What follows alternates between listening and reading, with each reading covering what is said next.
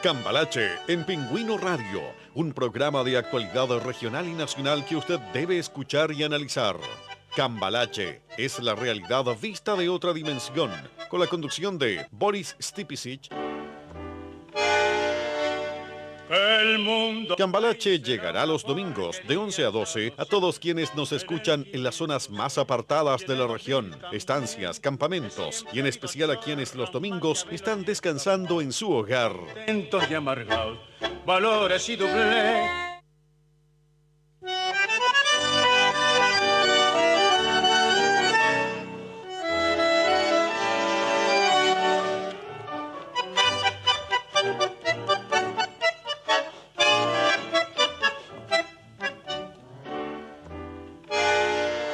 Hola, muy buenas tardes en este domingo 29 de julio.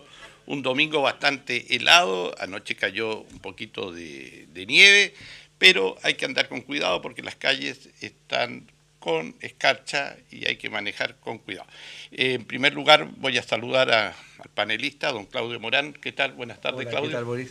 Y hoy día tenemos un muy buen invitado, don Eduardo Manzanares, presidente del Partido Socialista en la región de Magallanes.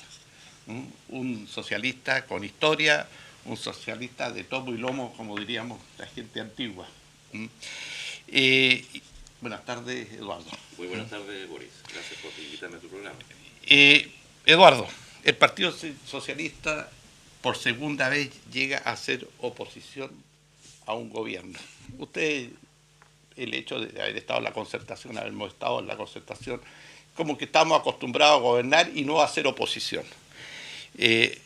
Los primeros 4 años de Piñera se hizo una oposición, pero así como media tibia. Hoy día vemos desde afuera que la oposición, Partido Socialista, Radical, PPD, Democracia Cristiana, como que no engranan en el concepto de oposición. ¿Qué están haciendo ustedes los socialistas para realmente hacerle oposición al gobierno? Porque ser oposición no ser enemigo del gobierno, y eso hay que tenerlo claro. Ser oposición es como fiscalizar la labor del gobierno, o sea, decir lo bueno, lo malo y cooperar también con los gobiernos de turno. Bueno, yo creo que la verdad es que no es muy necesario hacer oposición a este gobierno. Se oponen solo ellos con toda su gama de desencuentro y tantas cosas que hemos visto en estos días. Pero efectivamente los partidos que en el gobierno anterior gobernaron, entre los que se encuentra el Partido Socialista, están en un proceso, yo diría, importante de discusión interna. De hecho, nosotros estamos en lo que se llama la Conferencia Nacional de Organización y Programa. Acabamos de estar hace unas 3 semanas en Santiago, más de 500 militantes de base, dirigentes, discutiendo sobre el carácter que tiene el Partido Socialista en este nuevo siglo, pero a partir de ahora, porque hay paradigmas que se están cayendo. Están cayendo las izquierdas, están cayendo las derechas, ha irrumpido una mirada, los millennials, qué sé yo, las redes sociales, que ha cambiado la forma de hacer la política. La política hoy día se hace a veces desde las redes y no desde los recintos donde están los partidos. Y ese es un problema, porque muchas veces ocurre que los gritos de la calle hacen los gobiernos y no la reflexión pausada y serena que se hacían los partidos. Pero, Eduardo, hubo un personaje dentro del socialismo, un personaje histórico del socialismo, Camilo Escalona. Ha tenido como un cambio político totalmente en las últimas declaraciones que ha hecho, realmente como que ya no era el Camilo Escalona, el revolucionario, el Camilo Escalona de los años 80, es un nuevo Camilo Escalona. ¿Ese es el nuevo socialista? Yo creo que Camilo no ha cambiado absolutamente nada, lo conozco hace más de 40 años.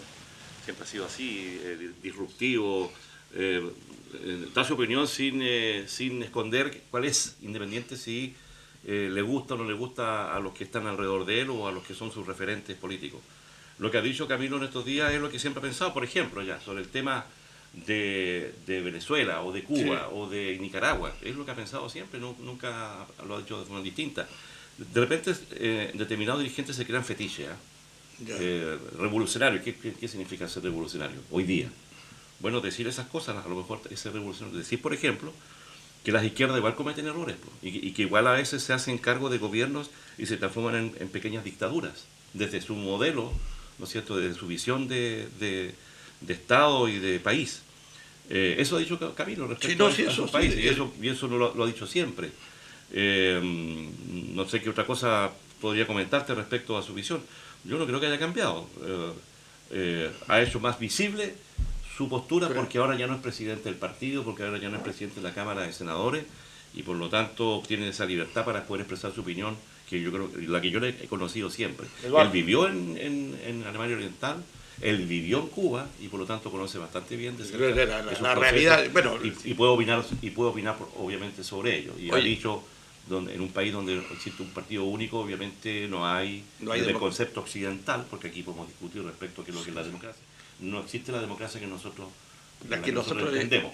Independiente de valorar otras cosas de un país que tiene un muy bajo índice de mortandad infantil, que tiene una educación de gran nivel reconocida por las Naciones Unidas, que tiene una salud preventiva que ha hecho que sea una salud, pero respecto a la democracia como la entendemos, la capacidad que tenemos los individuos para poder discutir la alternancia en el poder, obviamente eso, y eso lo ha dicho Camilo. Claudio.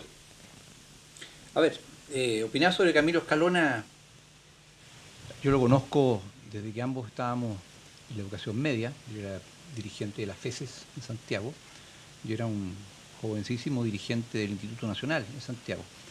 Yo creo que esa libertad de opinión de Camilo, creo que es lo que hace falta hoy día a la política, porque tanto en izquierdas como en derecha, yo diría más en derechas que en izquierda, la política se entiende simplemente como la posibilidad de agarrar un cargo y por tanto hay que tener una opinión acorde al que le puede proveer del cargo respectivo y nada más.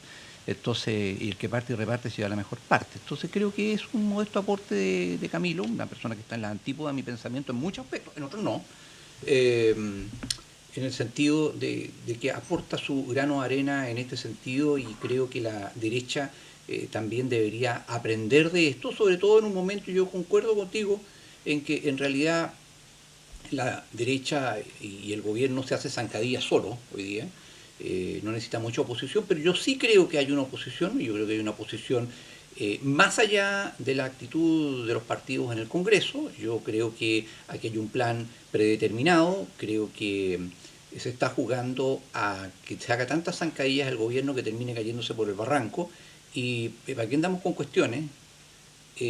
Vuelve Bachelet en 4 años más, si no casualidad que esté saliendo todos los días en los medios de comunicación, sino ella, algún ex ministro de ella, y de esa forma se va manteniendo la imagen del bacheletismo en el poder. En consecuencia, la oposición consiste simplemente, como bien lo ha dicho el presidente Piñera, en hacer obstrucción. La verdad no hay mucho tampoco que obstruir, porque no hay ningún plan ni ninguna cuestión que se haya planteado. La verdad es que lo que la oposición dice sequía legislativa, yo lo conceptualizo simplemente como una falta de ideas y de proyectos, simplemente.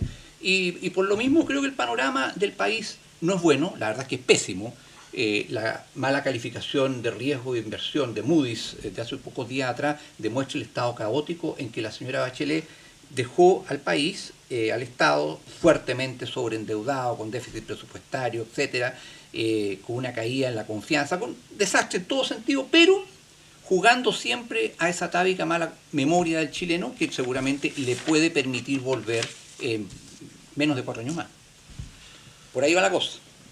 Yo tengo mis dudas respecto de si Bachelet efectivamente tiene intenciones de volver a ser gobernante. La verdad es que me parece que está en una situación bastante cómoda en las Naciones Unidas, ¿no es cierto?, en una cuestión, porque yo creo que además ser presidente de un país, más allá de lo entretenido que puede ser el poder, igual es desgastante, es una cosa bastante fuerte. Respecto al tema de la oposición, yo creo que la oposición hoy día está recién recuperándose de la herida grande que tuvo, porque es una derrota estratégica. Acá Piñera ganó con las ideas de la izquierda, no ganó con las ideas de la derecha, es una cuestión bien rara. Es rara, sí. O sea, de golpe y porrazo se dio vuelta la camiseta y empezó a hablar de la gratuidad. Hoy día hablamos de una derecha social, la vine haciendo por allá arriba, ¿no es cierto?, casas sociales en el barrio Las Condes. Esta cosa tan rara, por un lado, esa derecha que se está de alguna forma camuflando con las derechas, con las ideas del progresismo, y un cas pinochetista por otro lado, ¿no es cierto?, que en toda ocasión que puede se va en contra de las ideas de la derecha. En ese marco, la oposición está recién armándose. Yo diría que todavía se están tironeando en el Congreso, una democracia cristiana que todavía está muy golpeada por las situaciones obvias que tuvo desde el punto de vista del resultado parlamentario. Un PPD que está reconstruyéndose en esta idea un poquito liberal versus socialdemocracia, un partido radical que también muy disminuido también, un partido socialista que efectivamente tiene un gran componente parlamentario y un frente amplio que está ahí buscando todavía su destino. Yo creo que la oposición todavía le queda un tiempo largo para hacer oposición. Ahora tú, lo único que yo digo sí, y lo he planteado, que no existe posibilidad de volver a poder si no se es capaz de construir grandes mayorías. Y en las grandes mayorías tienen que estar todos. Aquí no puede quedar nadie. Ahora, pero Eduardo, el Frente Amplio nace, irrumpe con una fuerza tremenda, porque al principio el primer movimiento político aparece Gabriel Boric acá, Jackson en un distrito, en el norte Milose, y de alguna manera en la última elección el Frente Amplio se ve como una fuerza grande, potente, 20 diputados, un senador. Ahora, el Frente Amplio es producto de que no hubo una izquierda socialista, comunista, que interpretó a ese sector de la sociedad y al final se fueron con estos nuevos políticos de izquierda, porque definimos al PPD, al Partido Socialista y al propio Partido Comunista como partidos de izquierda, si queremos darle una definición. Y este Frente Amplio como que le roba una tajada de la torta a este movimiento de izquierda. Porque no le da a usted... Yo creo que es un fenómeno que todavía se está analizando porque esto no ocurre solamente en Chile. No, ocurrió en España. En Europa, en España. Este nuevo componente electoral de jóvenes que obviamente no estaban conectados con esta política tradicional que representaban los partidos históricos, ¿ya? Y que cometieron errores, obviamente, y que los errores fueron colocados arriba de la mesa con más exposición que los propios errores. Y por lo tanto irrumpen en la política diciendo yo no tengo nada que ver con ustedes, no tengo ni siquiera historia con ustedes, y están proponiendo cosas nuevas. A mí me parece extraordinariamente bueno que ocurran estos fenómenos sociales, porque en algún momento esos mismos grupos van a tener que ponerse de acuerdo, como ocurrió en España después de 8 años que permitieron a la derecha gobernar no teniendo la derecha mayoría. Yo creo que eso va a ocurrir. Y no tenemos que tener temor de eso. O sea, el mundo está cambiando la forma en que la gente asume su posición en la sociedad. Es una sociedad obviamente capitalista, o por lo menos con concepción capitalista, individualista, donde el mercado se metió fuertemente en la sangre de las personas. La gente hoy día está más preocupada del segundo auto, no digo todo, pero me refiero a una clase media que es la que permite esta movilidad. Están hablando de una educación de privilegios. Creo que estábamos antes hablando de que es conceptualmente hoy día ser de izquierda, ¿cierto? Una palabra tan... Y yo por lo menos conversando con amigos hemos tratado de resumirlo en una cuestión muy fácil. Ser de izquierda es ser una persona que esté mirando un mundo donde no existan los privilegios. Ya. Eso nomás. Para hacerlo sencillo. Claro. Más allá de las corrientes marxistas, de las corrientes progresistas, un mundo sin privilegios. Así que si yo puedo estudiar, no tenga que tener el dinero para estudiar si soy suficientemente inteligente y tengo la capacidad para hacerlo y tener una profesión. Que los trabajos que el acceso al trabajo no tenga que ver con los apellidos, ni con el color de tu piel, ni con el nepotismo, ¿no es cierto?, familiar. A la ausencia de privilegio yo creo que de alguna forma denota hoy día. Esa es la nueva definición de la izquierda. No es la nueva definición. Conceptualmente yo lo veo así, para ir profundizando obviamente en cuestiones más importantes como es los modelos de país, las políticas públicas que quieres implementar, etcétera. No, de acuerdo. Claudio, frente a esta... Bueno, yo soy un convencido de que en Chile se está jugando o librando una pacífica, por supuesto, guerra de concepciones culturales, más que de acciones políticas concretas propiamente tal. Digamos, hay un sustrato cultural subyacente en esto. Y yo te diría, y sin ser de izquierda, pero yo estaría totalmente de acuerdo en una sociedad sin privilegios, pero el problema está que desde que el mundo es mundo, o al menos desde que la Revolución Francesa irrumpió, somos todos iguales, pero siempre hay algunos más iguales que otros. En consecuencia, el ser humano siempre genera privilegios. Ahora, si tú concibes en la falta de privilegio con esta entelequia absurda y fracasada de la lucha contra la desigualdad, ahí hay un abismo de diferencia. El ser humano es esencialmente diferente y tú no le puedes imponer la igualdad porque tienes que imponérsela por la fuerza y así todo no resulta, porque los que imponen la igualdad por la fuerza, esos son privilegiados siempre. En consecuencia, eso es lo que no persigue. Ahora, una igualdad ante la ley, una igualdad de oportunidades, una sociedad en la cual prevalezca la meritocracia y no la militancia política, una sociedad en la cual los diversos grupos políticos, sean de izquierda o de derecha, se dediquen a buscar la mejor gente en el buen sentido de la palabra, eso estaríamos, yo creo, todos de acuerdo. El problema está en que caen, y en eso te lo digo hidalgamente, y los últimos acontecimientos de esta región lo demuestran cada vez más, quizás hasta la derecha que la izquierda, en el sentido que cualquier patán, por el hecho de ser militante de un partido político, alcanza un alto cargo para el cual no está capacitado, y como lo vengo diciendo sostenidamente, tú no puedes hacer un buen gobierno con mala gente, es una cuestión de simple lógica. Pero la izquierda, como de una forma u otra, cree, pero tiene claro, yo creo a estas alturas, que lo público vive de lo privado, sabe que ya no puede asfixiar a la iniciativa privada, y sabe también y entienden que sobre esta entelequia del igualitarismo impuesto, llámese socialismo, llámese lo que como se quiera llamar hoy en día después del Foro de Sao Paulo, el liberalismo, neoliberalismo, como le dicen hoy en día, sistema capitalista, que a mi juicio no es capitalista tampoco, pero en fin, es lo natural y lo obvio. Esto es una sociedad capitalista, liberal, pero no por imposición, porque es lo natural. Lo natural es que la libertad humana, lo natural es la libertad económica, lo natural es que fluyan las diferencias entre los seres humanos. No, la igualdad no es la regla general y el sistema que ustedes, o tradicionalmente los socialistas en sus diversas corrientes, porque les reconozco que hay muchas corrientes, quieren poner o imponer en Chile, bueno, es algo que no tiene ningún destino. Pero bueno, yo creo sinceramente que el país en este momento está como en un partido de fútbol, eso en que los dos equipos se estudian, ninguno ataca. Todo está en el medio campo y la pelota está entre el medio campo y la defensa. La tiran para atrás, se pasan unos con otros, se la quitan, pero ninguno avanza para el área contraria.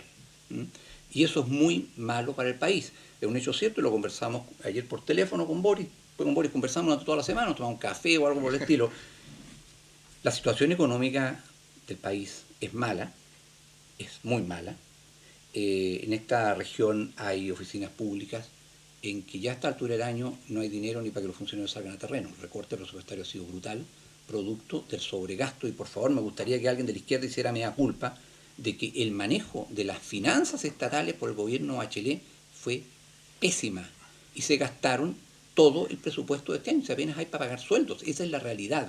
Dejaron no sé cuántos miles de operadores políticos en cargos a contrata, que están comiéndose el presupuesto del resto del año, y eso evidentemente tiene al gobierno de manos atadas, y desgraciadamente la reactivación económica que no llega por un montón de limitantes, se suma al hecho de que desgraciadamente, y eso se lo critico a este gobierno del cual soy partidario, eso es lo que deja bien en claro, sin embargo no se puede gobernar mirando encuestas, qué es lo que opina la opinión pública, para esto, para lo otro, entonces yo actúo en base a eso. Pero bueno, no me quiero acaparar todo el programa. ¿Qué dices tú? Bueno, son demasiadas cosas que tocó. Sí. Que tocó no. Puedo ser más. Voy a retroceder al tema de un socialismo que tiene que ver con la ausencia de privilegios, pero entiendo que obviamente existen hacia abajo otros fundamentos mucho más sólidos. Quiero pensar solamente que quienes pensamos en una sociedad más justa e igualitaria, pero no igualitaria de todos los iguales, yo entiendo que existen diferencias, obviamente, en la naturaleza humana. Propendemos a crear una sociedad donde la igualdad de oportunidad que tiene que ver con la ausencia de privilegios exista. Respecto al tema económico que planteaba acá, tiene que entenderse en primer lugar que las respuestas contracíclicas de la economía han existido desde los últimos 20 años. ¿Qué significa eso? Que cuando tienes una economía mundial a la baja, que fue lo que le pasó al gobierno de Bachelet durante prácticamente sus 4 años, si los últimos 6 meses fueron los que empezó el cobre a repuntar, tuvo un cobre bajísimo, ¿no es cierto?, que es uno de los ingresos más importantes, la respuesta que siempre ha ocurrido, y ese también es un modelo económico, es contracíclico, es decir, cuando está mal la economía, gasta, que el Estado gaste. y cuando tienes ingresos importantes ahorra. Y eso ocurrió durante muchos años y ha sido exitoso.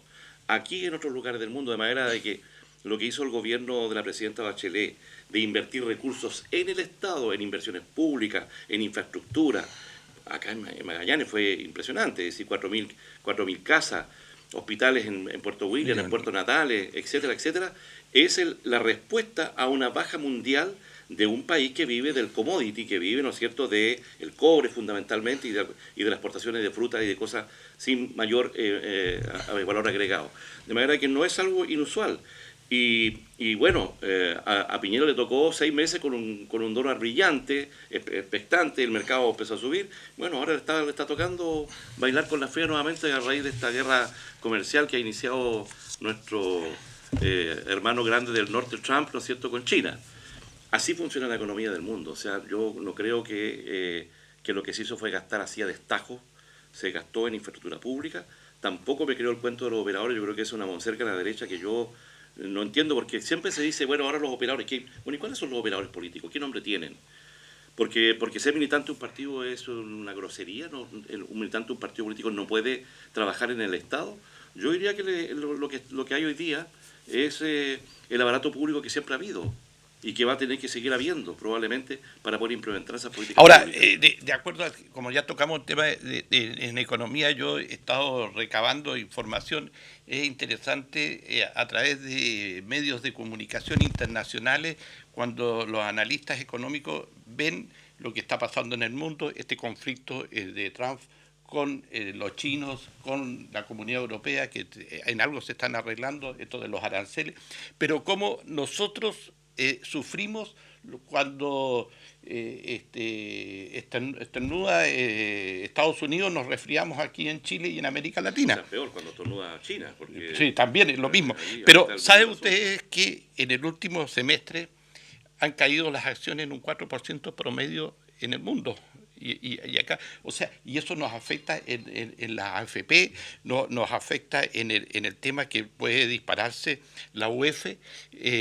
Los chilenos van a tener menos plata dentro de una proyección económica. O sea, la inflación, podemos tener inflación. Y si nosotros aumentamos la inflación en Chile, realmente sería un descalabro para todos los chilenos. Pero no ha aumentado. Pero las proyecciones puede ser que aumente la inflación. Entonces, a lo que yo voy, cómo nosotros, los chilenos, que a veces nos creemos como que somos los reyes de la economía latinoamericana, estamos sujetos, ¿no es cierto?, a lo que pasa en China y lo que pasa en Estados Unidos. Y dependemos de ellos. Y es un tema que no es menor cuando hablamos de economía. Pero lo que a mí me molesta es que nuestras autoridades económicas y la gente que opina aquí en Chile siempre esconde la realidad chilena para no crear esa alarma. Pero cuando uno se entera por lo que dicen el canal alemán, lo que dice el canal español, lo que dicen otros canales de televisión, economistas que están en el mundo y hablando de lo que está pasando en la economía mundial. Y eso es un tema que es preocupante. Bueno, justamente por eso, Boris, porque nos enteramos por otras vías, es que creo, y estoy de acuerdo con nuestro invitado de día, que las cosas están cambiando. Pero desgraciadamente lo que se llama clase política en Chile, y yo la llamo clase de políticos, porque clase política sería clase dirigente, y yo creo que en Chile no hay una clase dirigente, hay una clase de políticos, gente que profita de organizaciones, de instituciones, en fin, pero no dirige nada. Esa falta de visión nos está pasando la cuenta. ¿Cómo es posible que desde que empezó en Chile la política desarrollista, en 1976 exactamente, sigamos siendo un país exportador básicamente de materias primas? Esa es simplemente falta de visión de los dirigentes de este país, de todos los colores. Es falta de visión de lo que se llama clase empresarial también. Falta de visión. Mire, en el año 2000 aproximadamente, Microsoft trató de abrir su filial de fábrica para América Latina aquí en Chile y fracasó. ¿Y saben por qué fracasó? Porque a ese año, estadísticamente no más del 2% de la masa laboral del país se manejaba en inglés. imposible contratar gente para eso, porque tú necesitas en una industria no solamente un gerente general que hable inglés, necesitas ingenieros, necesitas técnicos y necesitas mano de obra calificada que también lo sepa y lo entienda. ¿Dónde están desde ese entonces? En Costa Rica. Ahí se establecieron. ¿Por qué? Pero nadie le llamó la atención esto, no se preocuparon absolutamente de nada. Y yo siempre he sido convencido que se gobierna con el ejemplo. Y ahí me voy a saltar otro tema, al tema regional. Tenemos un presidente de la República, un tipo de muy buen nivel, profesor, doctor en Harvard, en economía, un tipo que habla muy bien inglés, un acento endemoniado, pero no importa, habla bien inglés, pero coloca autoridades en una región como esta, la última del país, ahí en la olvidada, que carecen de la capacidad mínima necesaria para un cargo de esta naturaleza. ¿Tú te refieres al intendente? Yo me refiero al intendente. O sea, tú no puedes pretender que con un cargo de esa naturaleza e importancia, a cargo una persona que no tiene las competencias, es decir, la preparación, la experiencia, los conocimientos en esta sociedad del conocimiento del siglo XXI, pueda producir buenos resultados en su gestión. La mediocrización parte de arriba hacia abajo, es decir, hay que subir el nivel en todo sentido, también hasta llegar a la actividad económica. ¿Cómo vamos a hacerlo en estas condiciones? O sea, más allá de que fue un golpe de Estado regional que desde las sombras lo urdió el señor Radonich, que es capaz de quemar esta región, como total no es de él, porque no nació aquí, no es de la región, para ser senador, le importa un rábano, pero más allá de eso, ¿cómo es posible que se haya permitido que esto ocurriera? ¿Dónde estuvo la parlamentaria de derecha acá, doña Sandra Mar, para impedir este golpe a la región, esta falta de respeto? Si no tenemos gente capaz arriba en los cargos públicos, no podemos pedir nada hacia abajo. Si se gobierna con el ejemplo, con la capacidad, en la medida que la primera autoridad regional, y evidentemente Cristian Matheson puede decir que no era político, pero evidentemente era un tipo de un nivel, pero muy, muy superior a la persona que pusieron. Yo la recuerdo de algunas tristes actuaciones, me da vergüenza ajena, cuando ella trabajaba para Gloria Vilicic, a la cual su partido le hizo un acerruchaje de piso y la sacó, digamos, de la escena política para las últimas elecciones. Castañón trabajaba para ella y era una cuestión, pero deplorable, o sea, realmente daba vergüenza ajena. Y ahí se instaló en el cargo, renunció a cargo de concejal regional, de consejero comunal acá en Punta Arenas, como una chiva, en el buen sentido chileno, una verdadera chiva, que no se la tragó nadie entonces y quedó en evidencia después que no era cierto, porque se dedicó nada más que a buscar el cargo que siempre dijo quería que lo nombraran intendente. Pero si esta cuestión, oye, a los cargos se va a servir, no a servirse de ellos, se va a entregar, no se va a sacar de ellos. Si a mí me nombraran Seremi Salud, yo no puedo aceptar, sería una inmoralidad, si no tengo idea de administración hospitalaria en esas cosas, no puede ser. Entonces, mientras esos conceptos no cambien, nadie puede decir, bueno, es que la derecha somos mejores que los de izquierda. Así demuéstrenmelo. Demuéstrenlo. ¿Actuamos mejor? Eduardo. No, pues somos mejores, no. Pero terminándote la historia de ese asunto de la economía, estamos pagando las culpas de muchos años de farra. En Chile tenemos sueldos para cargos públicos que son pero extravagantes, por decirlo menos, que no se condicen con nuestra condición. Por otro lado, tenemos un ingreso per cápita que está al nivel de los países menos ricos de Europa Occidental. Croacia, tenemos un ingreso per cápita superior a Croacia, tenemos un ingreso per cápita como Portugal, pero no somos un país desarrollado. Algo está pasando en este país. Algo funciona mal, o todo funciona mal, o no funciona.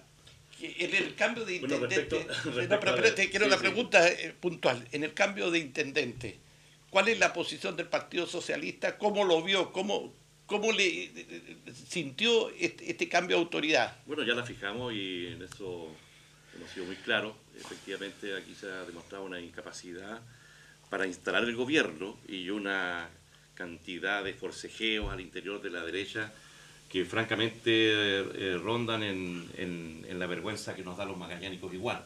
Porque la salida del exintendente Matheson fue bochornosa, inclusive fue desde el punto de vista humano un maltrato que es innecesario en la política en general, porque la política igual hay que defenderla como concepto general, más allá si se es de derecha o de izquierda. Yo ya me refería, además que viniendo de una persona que se autocalifica como partidario del gobierno, no tengo más que agregar al tema. Quedaste O sea, anonadado. Concuerdo absolutamente. ¿Para qué voy a colocarle más pelo a esa leche? Y respecto, siguiendo con el tema de la economía, él habló efectivamente del tema del desarrollismo que viene de antes, viene del año 67, si no mal no me acuerdo, hay algunos ensayos al respecto, y que hablaban precisamente de la necesidad de los países, fundamentalmente tercermundistas, de agregarle valor a sus productos, porque hoy día seguimos, mira, el cobre, la gran cantidad de cobre que exportamos es...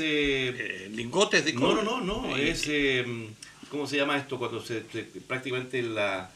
bueno, cuando sale de la fundición. Claro, nada más. El 80% para que tú sepas... Sí, pero eso tiene molibdeno, tiene oro, tiene plata. Tiene un nombre, me disculpen esto, si no la memoria, cuando se exporta casi como tierra. Sí, claro, concentrado de cobre. Concentrado. Entonces, ¿sabes lo que es el concentrado de cobre? Claro.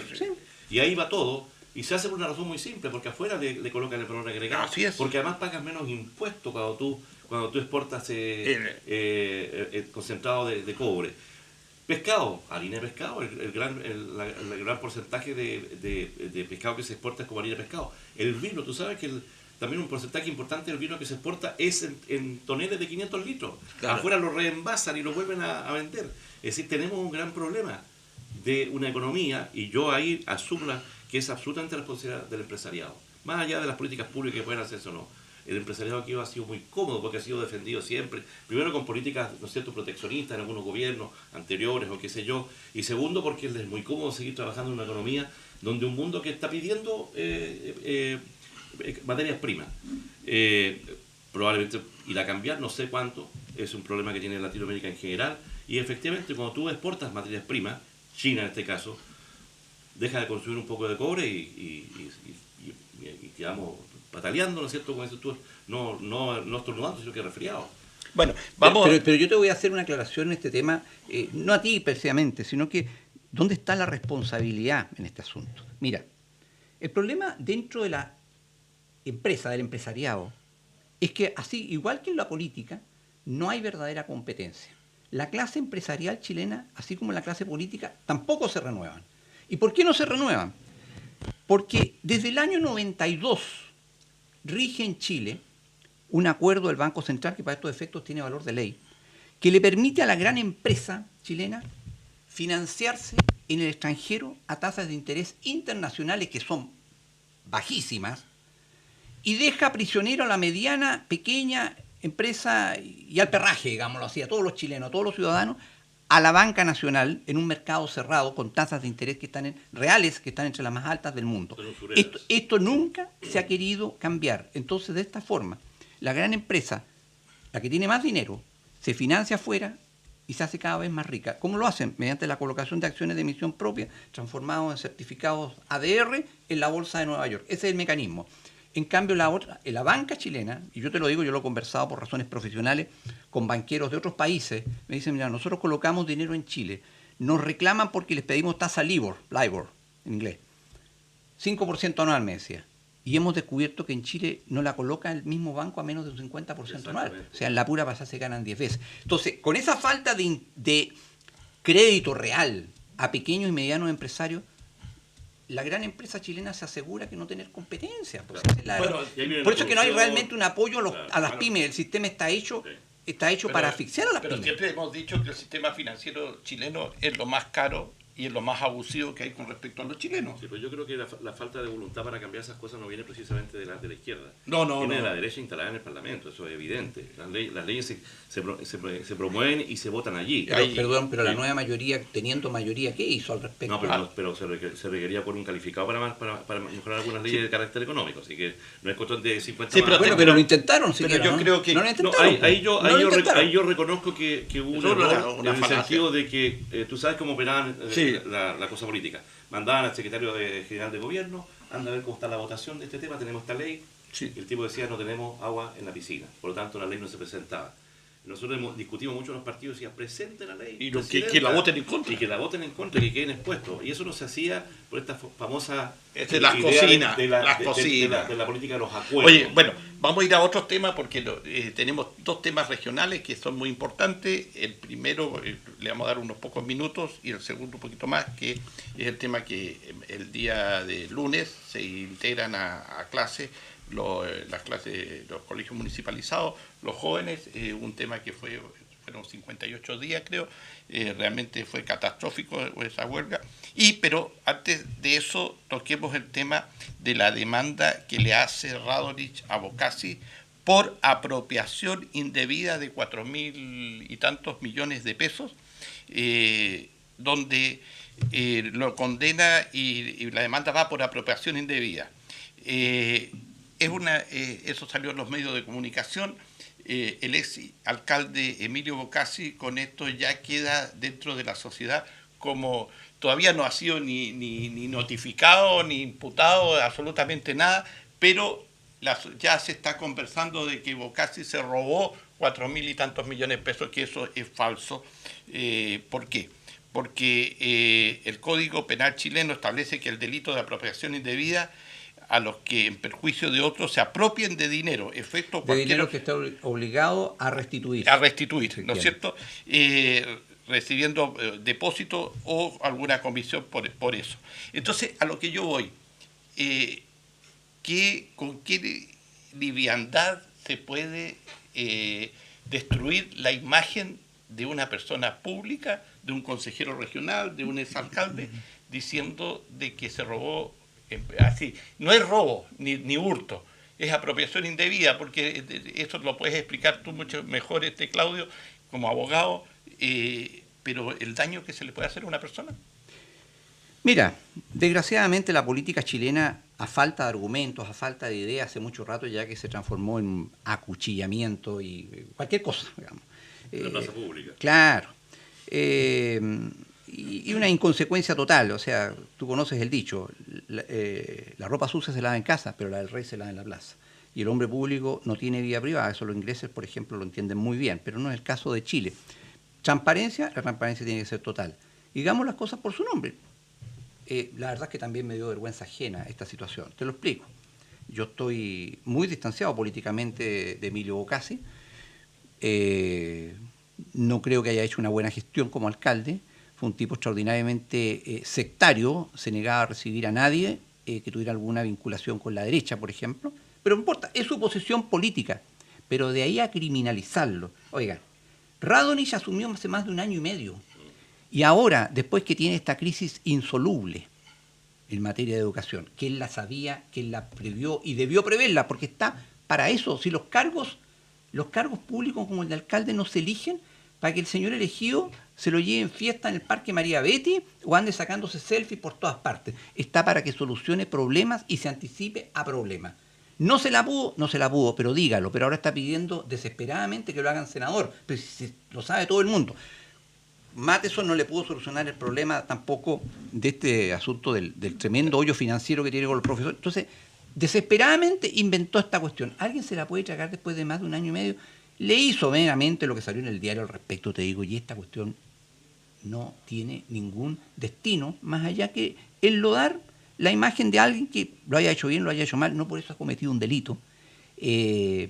Las cosas hay que probarlas. Yo tengo como abogado antecedentes de defensa de personajes públicos también acusados de que se habían robado plata y al final todo terminó en nada y absuelta, etcétera. El daño se produce exactamente igual y yo creo que esto va a tener consecuencias a la larga para la municipalidad y para el propio señor Radonich, que yo le insisto, no va a ser senador. No va a ser senador Radonich. O sea, él tiene que hacerse responsable, porque por su incapacidad de solucionar el problema de la educación, que ahora trata de salpicar para el lado, decir, no, todo esto es culpa de Bocasi, el daño que le crea a un joven que lleva 2 meses sin clases es un vacío de formación de materia que le va a repercutir el resto de su vida. Porque cuando llegue a la universidad, que yo no pasé eso porque estábamos en paro, y después va a seguir y suma y sigue, y si llega a terminar en la universidad va a ser un profesional mediocre. Esta cuestión tiene consecuencias. O sea, no es cuestión de llegar a los cargos públicos, y eso ocurre siempre cuando se llega a un cargo público para usarlo como una plataforma, un trampolín para otro cargo público, una falta de respeto para el elector, pero también es una falta de respeto para la institución y al final para el país. ¿Qué opinas tú frente a este impasse? Mira, primero quiero concordar efectivamente que el alcalde Radonich en 1 año y medio que lleva de gestión no ha hecho absolutamente nada que tenga valor para la comuna. Se ha dedicado a hacer declaraciones permanentemente sobre distintos temas. Yo lo he visto en algunas situaciones culturales donde opina de todo, del arte, de la música, del teatro, con una ignorancia supina tiene un narcisismo que ya excede para mí todos los parámetros, ¿no es cierto?, de tener que hablar de todo y siempre con el micrófono en la mano. Bueno, pero es la forma que él tiene, ¿eh? Tiene una mirada sobre el marketing bastante exacerbada. Quiero leer al respecto al tema de Bocassi algo que me llegó, que me parece que lo envió él, porque opinar desde afuera de repente es complejo. Yo concuerdo con nuestro amigo Claudio, de que en la política siempre se usan estos resortes, estas cuestiones un poquito deshonestas, digo yo, de enlodar a una persona con estos voladores de luces. Mira, lo voy a leer, es muy cortito. Dice: me duele que luego de casi 2 años se saque, esto lo dice Bocassi, se saque una auditoría y que de ahí se genere una cortina de humo para tapar abusos políticos en su propia coalición. Abusos con los funcionarios, prepotencia y lejanía con los dirigentes sociales, haber triplicado la deuda en la corporación, porque es un hecho real. Tener problemas con el manejo de los perros abandonados, fallo de aporta de la Corte Suprema por sus exoneraciones masivas al comienzo de su gestión. Yo quiero decir acá una cosa muy concreta. Acá han habido profesores socialistas, dirigentes del partido, que después de 23 años fueron expulsados de la corporación. Quedaron cesantes después de 23 años. Tú podrías decir, un operador político, perdónenme, no, a esta altura. Y eso ha hecho el señor Radonich. Y él lo oculta con esta cosa que tiene exacerbada de hablar de todo por los micrófonos. A mí realmente me indigna muchas veces ese tipo de acción, y me parece que esto es gravísimo, porque concuerdo plenamente con Claudio que esto le va a rebotar en la cara. No sé por qué los diarios además los colocan tanto. Tú sabes que ahí por fuera dicen que tienen algunos negocios con los diarios, pero me parece gravísimo esto que está ocurriendo, y espero que esto se aclare con esto que está diciendo Bocassi, de que esto es una jugada, una forma, ¿no es cierto?, de destruir la imagen de anteriores administraciones, que recuerdo que pueden haberlo hecho bien o mal, pero que quiere ocultar sus propias falencias y fracasos del alcalde Radon. Ahora, en el tema de qué bueno que se arregló el conflicto de la educación en Punta Arenas, un tema que realmente fue complejo, porque fueron muchos días, y de alguna manera vuelven a clases en el día de mañana, o sea, hay que recuperar horas.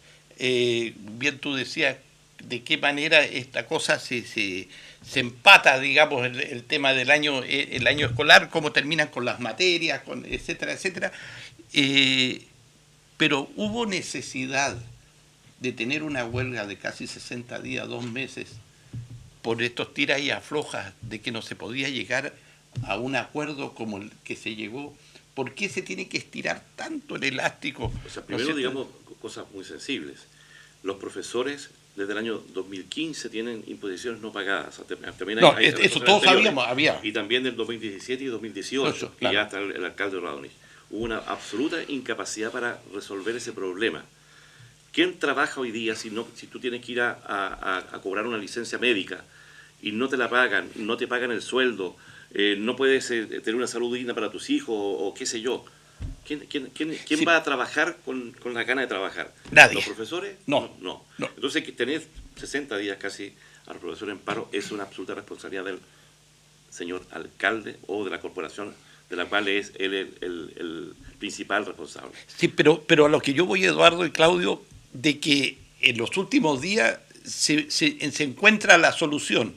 Pudo haberse encontrado en el día número 5, ¿no es cierto?, cuando está la voluntad de las autoridades, la voluntad del gobierno nacional, porque después el gobierno nacional le pasó plata, se liberaron algunos recursos, y de alguna manera esto del leadback, que fue como una promesa, y va a ser una promesa, yo creo, hasta incluso incumplida, era como vender de que vamos a tener 4.000 millones para algo cuando sabemos... Para tapar un hoyo mientras siguen quedándose otros. Claro, hay una demanda que va a haber que pagar dentro de los próximos días o próximos meses de 4.000 millones. Entonces, yo te digo, no se habla con la transparencia de que uno debe hablar, ¿no es cierto? Porque al final algunos dirán, ¿qué tendrá que ver Claudio Morán, Eduardo Manzanares, Boris Stiglitz en el tema de la educación? Nosotros aquí estamos opinando de algo que sí le afecta a los padres que están pagando la educación de sus hijos, que sus hijos se tuvieron que quedar esos 60 días en la casa, que tuvieron que incluso en el tema alimenticio, porque en los colegios les dan alimentos, o sea, los chicos... Boris, ese es un tema, pero es un tema complejo. Boris, la lista de espera que hay en los colegios particulares de Punta Arenas durante este año es impresionante. Todo el que pueda y aunque no pueda, quiere llevarse a sus hijos a un colegio particular, porque esto ha terminado de destruir la educación pública. Si aquí es una cuestión de responsabilidades muy grandes. Por eso te insisto, aquí no pueden asumirse cargos públicos como el de alcalde con el predicamento de après moi le diluvio, después de mí el diluvio. Evidentemente estos cargos son para servirlo. El que llega a ser alcalde es porque quiere ser alcalde y está dispuesto a solucionar los problemas. E incluso pensando y diciendo honestamente, como lo ha insinuado el presidente Piñera respecto de este gobierno, para que esto se solucione, los problemas de Chile tenemos que tener otro periodo más. Perfectamente bien, pero una persona que llega con el predicamento de que tiene que ser parlamentario para el próximo periodo, le importa un carajo lo que pasa en el municipio. Sí. Y esto se pudo y se debió prever, ¿sabes con qué? Con inteligencia. Y yo reclamo, siendo un tipo de derecha y partidario del actual gobierno y absolutamente contrario al gobierno de Bachelet, que en Chile no rija la inteligencia y el sentido común. Reclamo la falta de sentido común en los actos de los gobernantes, de los dirigentes, de las personas que tienen responsabilidad pública. Así como también, por ejemplo, no es un tema de esta región, considero que fue una insensatez absoluta la autorización que se le dio al Machi Celestino Córdoba en la Araucanía. Esta cuestión va a tener repercusiones tremendas, porque si un condenado por un acto terrorista en Chile, por hacer huelga de hambre y presionar por todos los medios de comunicación, se le da un privilegio que es extralegal, entonces esta cuestión se desarma por completo. Pero bueno, el sentido común no nos rige hoy día en Chile, y eso es lo que nosotros reclamamos, y por eso creo que la solución de esto es pan hoy, hambre mañana, y no sabemos qué va a pasar ya de aquí al próximo año. Lo único cierto es que la calidad de la educación real en Chile, sea gratuita o no sea gratuita, eso da lo mismo, es cada vez peor, y la educación pública quedó en el suelo con esto. Oye, uno podría pensar que efectivamente esto fue premeditado. Sí. Porque tú sabes que hay un sector de la derecha importante que no cree en la educación pública, gratuita. No cree que efectivamente que es el mercado el que tiene que regularlo y entregar la educación que cada uno pueda pagarse. Entonces uno podría pensar perfectamente que esto fue premeditado, y eso es más grave todavía. Yo tengo la impresión que esto es así, que el alcalde no tuvo ningún interés en resolver este tema porque le interesaba que esto colapsara, porque sabía que los profesores no iban a cejar en reclamar sus derechos, que es que les paguen su sueldo completo, no una parte solamente. Entonces, bueno, yo creo que ahí hay otra cuestión que el alcalde va a tener que responder. Yo no le daría tanto mérito a esta alcalde, no, eso requiere una entelequia a mayor nivel. Pero como estamos viviendo en crisis, nosotros dice que no le da ninguna... No le da tanto. No le da. Dice que no le da tanto. Ya, no, entonces... otra de las crisis que tenemos es la Universidad de Magallanes. Yo siempre he sido un hincha de las universidades, ¿no? Por un tema de formación. Yo creo que qué importantes son las universidades en las regiones. Yo siempre me acuerdo, por ejemplo, la Universidad Técnica del Estado, cuando yo estudié en La Serena, en la Escuela de Minas, era como el centro intelectual de la ciudad de La Serena. Todo se manejaba a través de la Universidad Técnica del Estado en esa época. Las opiniones públicas, las opiniones políticas salían de la universidad. O sea, las universidades no solo enseñan, digamos, una profesión, sino dan formación social, formación política, formación para poder dirigir una región, dirigir una comuna. Es el cerebro de una región. Es el cerebro. O debe ser. ¿Y qué pasa? En este momento, si lo tomamos como el cerebro de esta región, la Universidad de Magallanes, nos vamos a encontrar que están con un dolor de cabeza tremendo. ¿Por qué? Porque hay una crisis que lleva también 53 días en toma y que no se ha podido solucionar. Y aquí otra vez nos encontramos, ¿qué pasa con los dirigentes de la universidad? Del rector hacia abajo.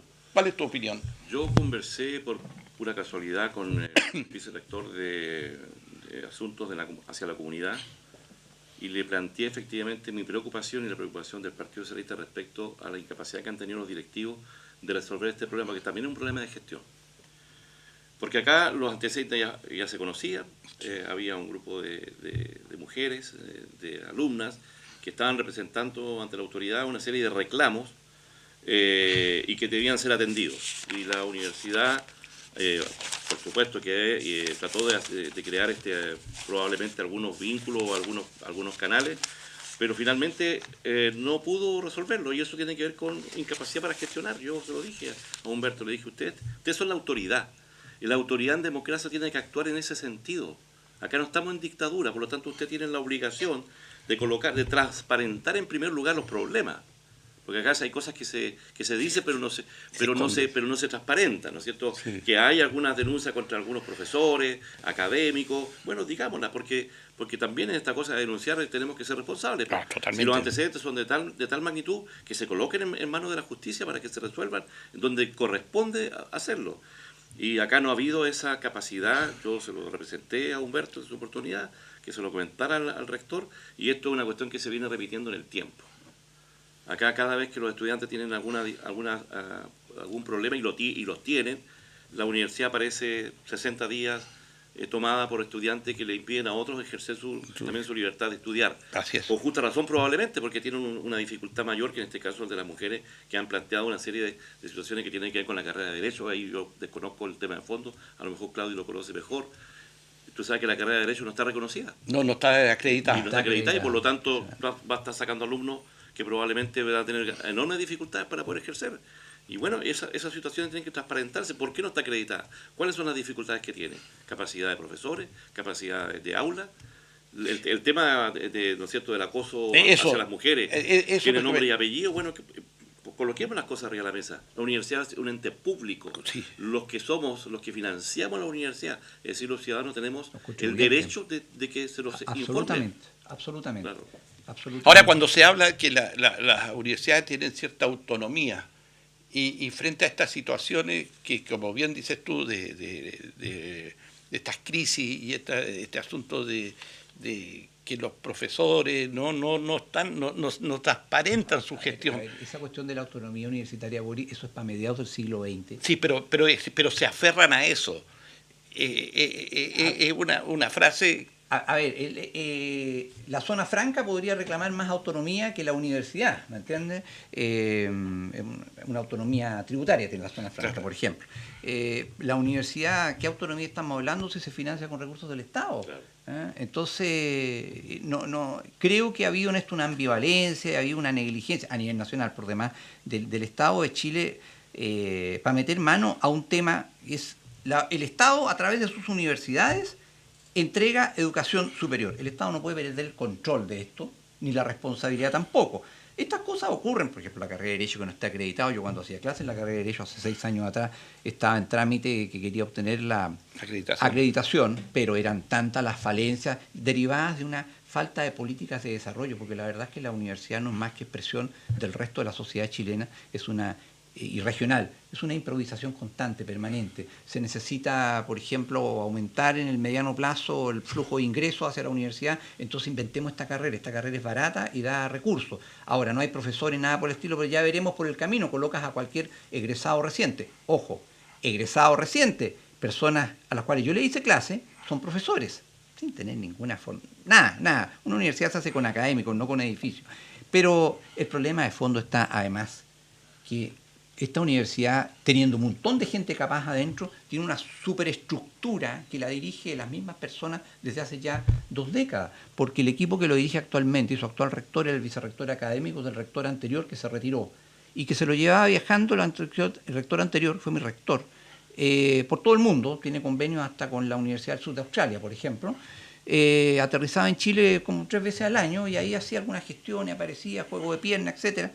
Pero nadie se metía en absolutamente nada. Entonces, la verdad es que uno de los puntos negros de esta región, un problema y un tema para el intendente regional, cualquiera que sea, y por eso se le exige al intendente un nivel y una capacidad que tiene que estar acorde con el tema universitario, obviamente, es precisamente cómo soluciona el tema. La verdad es que esto no puede ser una cofradía o un club de Toby que se maneje con los recursos de todo y no le responda a nadie. Pero mira, yo a lo que yo espero que durante esta semana también le busquen una solución al problema de la toma de la universidad y que vuelva a funcionar. Que una mesa de conversación. Sí. Pero ahí de nuevo, el vacío formativo de esos futuros profesionales es incorregible, es insalvable. Desgraciadamente, el daño ya está hecho. Por lo menos en esa carrera que se hace. Sí, no, está hecho el daño. Sí. Tremendo. Eduardo, miremos al futuro en los últimos minutos que nos quedan 5 minutos. Partido Socialista. ¿Cuáles son las grandes tareas que tienes de aquí hasta las elecciones municipales y de gobernador? El Partido Socialista ya está pensando en llevar un candidato a gobernador y sí, claro. Candidato a alcalde y concejales. Sí, claro. Ya están preparando gente, están pensando en eso. A ver, el Partido Socialista, como la mayoría de los partidos que hemos derrotado recientemente, sí. Para la política reciente, estamos un poquito preocupados para adentro de cómo volvemos a recuperar el tono. Eso lo están haciendo todos los partidos. Pero llega un momento en que tenemos que pensar que, bueno, la política sigue, el país avanza, necesitamos efectivamente pensar que recuperar el gobierno regional, que ahora se viene con el gobernador, recuperar la alcaldía, etcétera, y por lo tanto ya se están conversando a los distintos niveles, nombres de personas, no los voy a dar aunque me lo pidas. Sí, no te lo voy a pedir. Porque generalmente cuando nos dan nombres los matamos.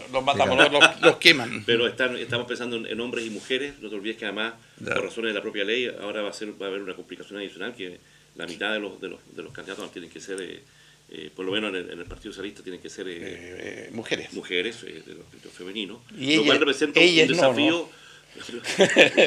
Lo cual representa un desafío que me parece bonito, porque nosotros, no te olvides que la última propuesta a nivel regional planteamos jóvenes y mujeres, que al final el centralismo ahogador de los partidos nos colocó la pata encima, y el resultado fue el que tuvimos.